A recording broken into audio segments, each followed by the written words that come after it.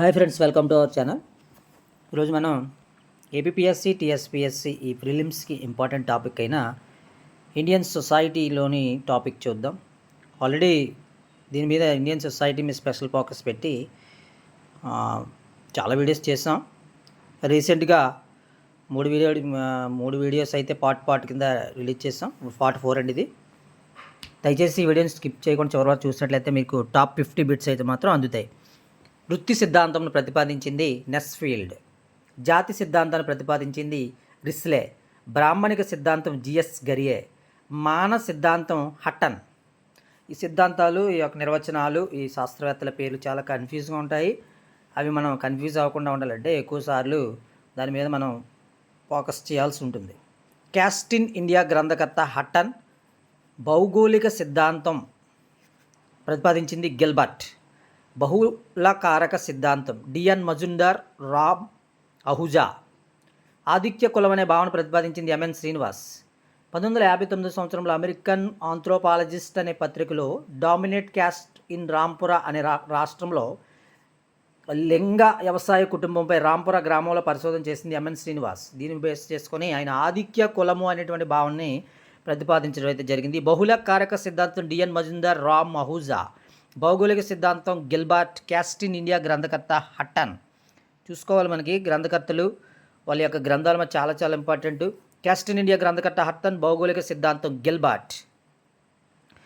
MN Srinivas గారు రచించినటువంటి రచనలు caste system in modern India, social change in modern India, religion and society among cooks of south India. These 3 books written by MN Srinivas. Caste system in modern India, social change in modern India, religion and society among cooks of South India.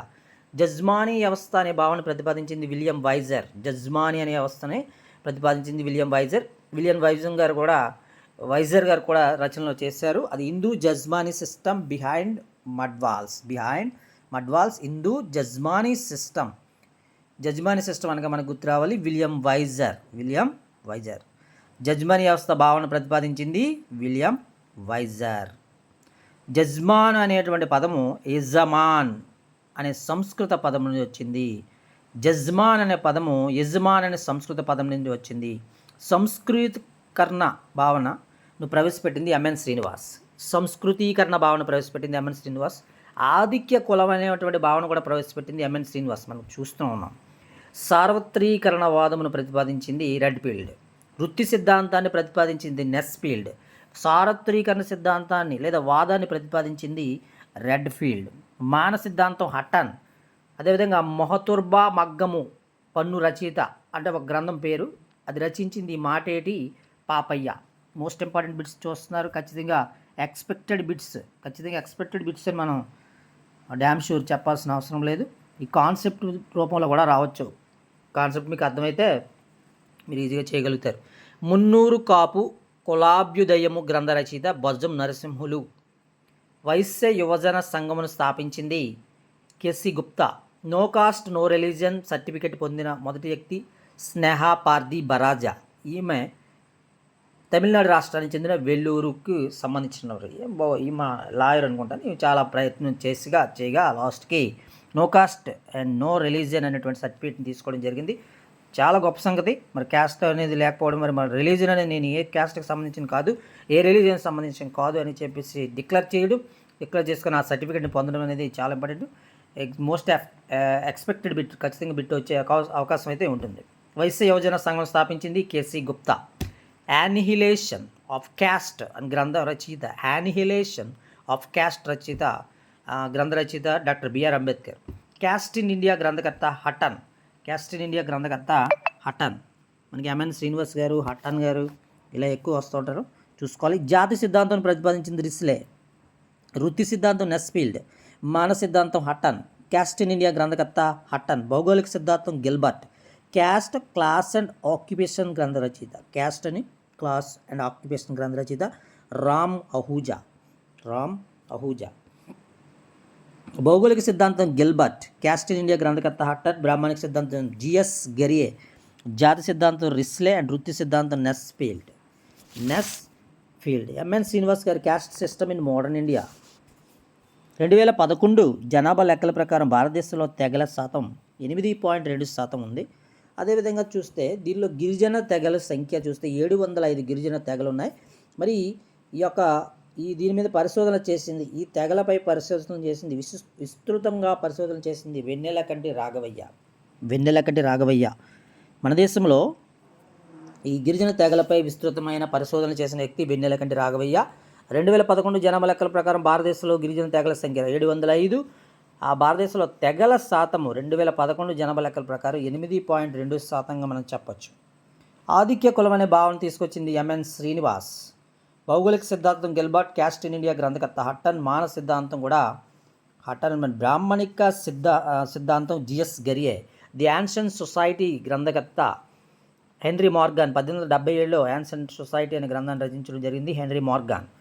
ఆంధ్రప్రదేశ్లో ఉన్న మొత్తం గిరిజనుల సంఖ్య 33. భారతదేశంలో ఉన్న మొత్తం గిరిజన తెగల సంఖ్య చూసినట్లయితే 705. అందులో ఆంధ్రప్రదేశ్లో ఉన్నటువంటి మొత్తం గిరిజన తెగల సంఖ్య 33. ఆర్టికల్ 342 ఎవరికి సంబంధించిందంటే గిరిజనులకు సంబంధించింది. బిఎస్ గుహ తెగల యొక్క ముఖ్య ప్రాంతాలను 3 ప్రాంతాలుగా విభజించాడు. అంటే ఈ తెగలు ఉన్నటువంటి ముఖ్య ప్రాంతాలు ఎన్ని ఉంటాయంటే 3 ప్రాంతాలుగా విభజించడం అయితే జరిగింది. బిఎస్ గుహ. ఎంఎన్ శ్రీనివాస్ గారు caste in India, caste system in modern India, social change in modern India, religious and society among cooks of south India అనేటువంటి ఈ గ్రంథాలను రచించడం అయితే జరిగింది. జజ్మానీ వ్యవస్థ అనే భావన విలియం వైజర్ తీసుకొని రావడం జరిగింది.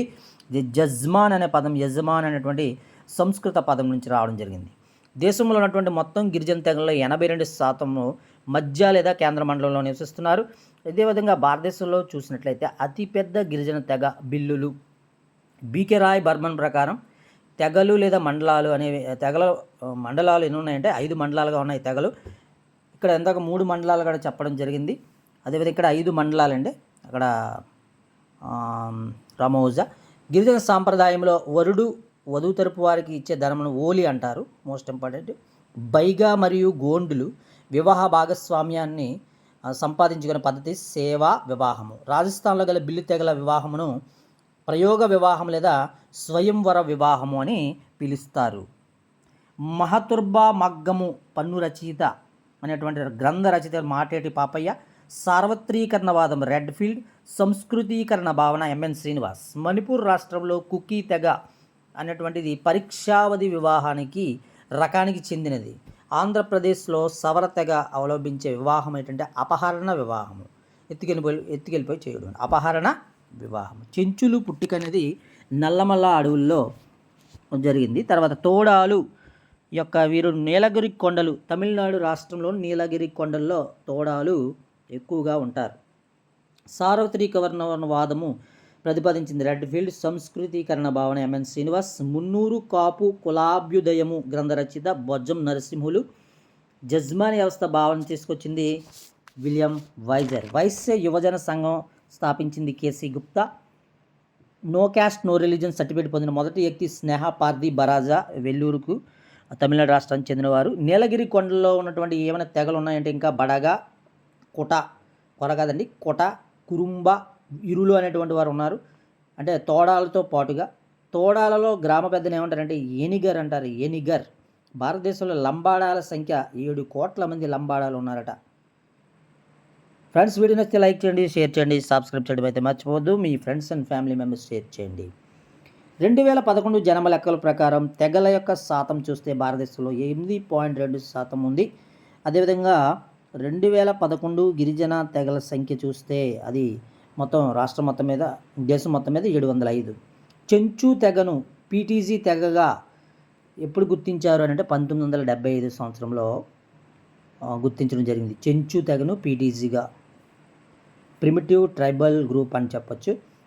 అదేవిధంగా ఎథ్నిక్ అనే పదం ఎథ్నోస్ అనేటువంటి గ్రీకు పదం నుంచి వచ్చింది. ఈ పదాలు వచ్చినటువంటి గ్రీకు పదమా లాటిన్ పదమా ఇవన్నీ కూడా చాలా చాలా ఇంపార్టెంట్. మతము అనేది ఒక సామాజిక సంస్థ అని తెలియజేసింది డుర్క్హైమ్ అనేటువంటి సామాజిక శాస్త్రవేత్త.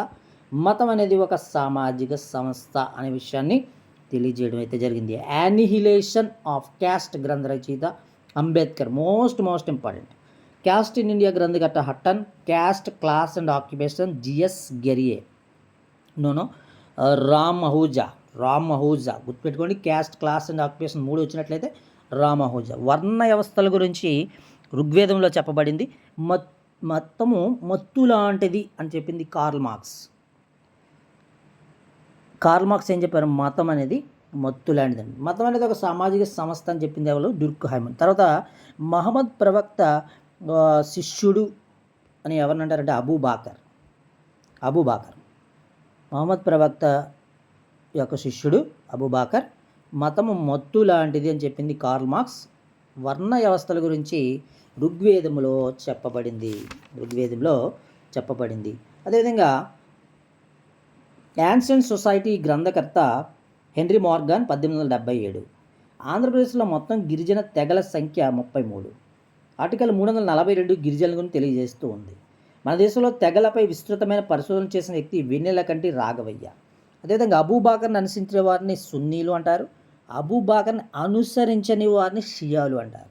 ప్రపంచంలో అత్యధికంగా ఉన్న ముస్లింల వర్గం ఏంటంటే సున్నీలు ఎక్కువగా ఉన్నారు, షియాలు తక్కువగా ఉన్నారు. ఈ ముస్లింలో 2 రకాల వర్గాల వారు ఉన్నారు, సున్నీలుగా, షియాలుగా. అబూబాకర్ని అనుసరించే వారిని, ఫాలో అయ్యేవారిని సున్నీలు అంటారు.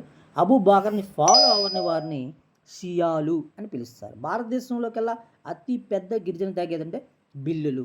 బీకే రాయ్ బర్మన్ ప్రకారం తెగ యొక్క మండలాలు ఏంటంటే 5 మండలాలు. వరుడు వధువు తరపు వారికి ఇచ్చే ధనం అనేది గిరిజన సాంప్రదాయం. దాన్ని ఓలి అని పిలుస్తారు. ఓలి అని పిలవడం జరుగుతుంది. ఫ్రెండ్స్, మన వీడియో నచ్చితే లైక్ చేయండి, షేర్ చేయండి, సబ్స్క్రైబ్ చేయడం మర్చిపోద్దు. మీ ఫ్రెండ్స్ అండ్ ఫ్యామిలీ మెంబర్స్ కూడా షేర్ చేయండి. మన ఛానల్ చూసినట్లయితే జనరల్ స్టడీస్ రిలేటెడ్గా ఏపీఎస్సి, టీఎస్పీఎస్సి, ట్యాట్, డిఎస్సికి సంబంధించినటువంటి సమగ్ర సమాచారంతో కూడినటువంటి వీడియోస్ అయితే మాత్రం ఉన్నాయి. దయచేసి ఛానల్ పూర్తిగా వాచ్ చేయండి.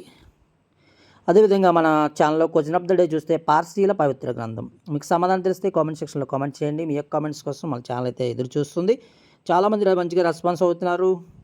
Thank you very much. మిమ్మల్ని ఎంకరేజ్ చేసే ఉద్దేశంతో మాత్రమే ఈ క్వశ్చన్ ఆఫ్ ద డే పెడుతున్నాం. అదే మన వాట్సాప్ ఛానల్లో కూడా రెగ్యులర్గా మేము బిట్స్ పోస్ట్ చేస్తూ ఉంటాం. అదేవిధంగా క్విజ్లు పెడుతూ ఉంటాం, టెస్ట్ సిరీస్లు కూడా పెడుతూ ఉంటాం. మేము ఫ్రీగా అన్నీ కూడా అందిస్తూ ఉన్నాం. Thank you very much.